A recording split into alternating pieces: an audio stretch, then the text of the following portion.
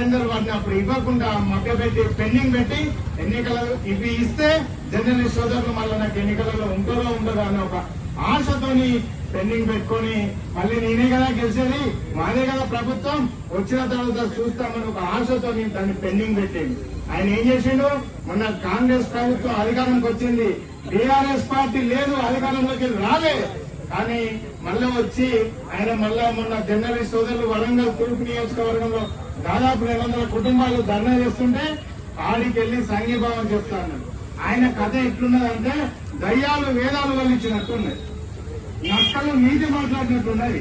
నరేంద్ర సిగ్గుండాలి, నీ చేతుల 3 సంవత్సరాలు మేయర్ ఉన్నావు, 5 సంవత్సరాలు ఎమ్మెల్యే ఉన్నావు, నీకు ఇయ్య చేతకాలే కాకుండా మళ్ళీ ఇప్పుడేదో వచ్చి జర్నలిస్ట్ సోదరులకు సంఘీభావం వాళ్ళ క్రెడిట్ పొందాలని చూస్తున్నావు. ఆయన పరిస్థితి అట్లుంటే జిల్లా మంత్రివర్యులు కొండా సురేఖ గారు తూర్పు నియోజకవర్గం ఎన్నికలలో మాకు జర్నలిస్ట్ సోదరులు మరి చేయలేదు, టీఆర్ఎస్ పార్టీకి చేసిళ్ళు అనే ఒక ఆశతోని ఒక నరేందర్ షార్ట్ చేసిన ఫైల్స్ ని మేమెందుకు ఇస్తాము అర్హత అని చెప్పి వాళ్ళు పెండింగ్ పెట్టున్నారు. రాజకీయాలు చేయండి, రాజకీయ పార్టీలు మారినా అధికారం మారినా కానీ పాలకులు మారిన మన జర్నలిస్టుల బతుకులు మారలేదు. వాళ్ళు రాజకీయ నాయకులు పాచికలు వేస్తున్నారు. అంటే అధికారం కోసం ఒకరు, అధికారంలోకి రావడం కోసం కక్ష సాధింపు చర్యలు జర్నలిస్టులపై వేయడం అది మంచి వాతావరణం కాదు. ప్రజాస్వామ్యం కాపాడుకోవాలి అంటే మనం జర్నలిస్టులను కాపాడుకోవాలి. జర్నలిస్టులను కాపాడుకుంటేనే మనం ప్రజాస్వామ్యాన్ని కాపాడుకున్న వాళ్ళం. అది మనం రాజ్యాంగం ఇచ్చిన హక్కు. ఆర్టికల్ 19 ప్రకారం జర్నలిస్టులకు స్వేచ్ఛనివ్వడం జరిగింది. కాబట్టి ఇప్పటికైనా కాంగ్రెస్ ప్రభుత్వం దిగి రావాలి. ఇది స్థానిక ఎమ్మెల్యేల పరిస్థితి.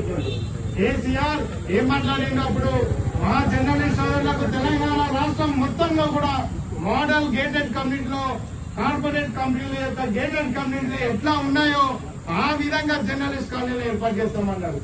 అదే కాలనీలో జర్నలిస్ట్ పిల్లలకు మోడల్ స్కూల్ ఇస్తామన్నారు. వాళ్ళ పిల్లల పెళ్లిలకు కళ్యాణ వేదికలు కూడా ఆ కాలనీలో ఉంటాయని చెప్పారు. రాష్ట్రం మొత్తం కూడా జర్నలిస్ట్ కాలనీలు ఉంటాయన్నారు. కానీ ఏ ఒక్కటి కూడా ఇవ్వలేదు. ఆయన అలా చేస్తే రేవంత్ రెడ్డి గారి మేనిఫెస్టోలో ఈ జర్నలిస్టుల కోసం మేము ఇల్లులు కట్టిస్తామన్నారు. జర్నలిస్టులకు హెల్త్ స్కీమ్ తీసుకొస్తా అని చెప్పారు. వాళ్ళ పిల్లలకు 50% ప్రైవేట్ స్కూళ్లలో కార్పొరేట్ విద్యను అందిస్తామన్నారు.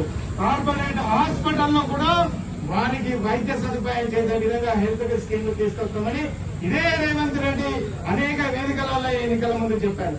కానీ రాష్ట్రంలో ఎక్కడ కూడా పరిస్థితి లేదు.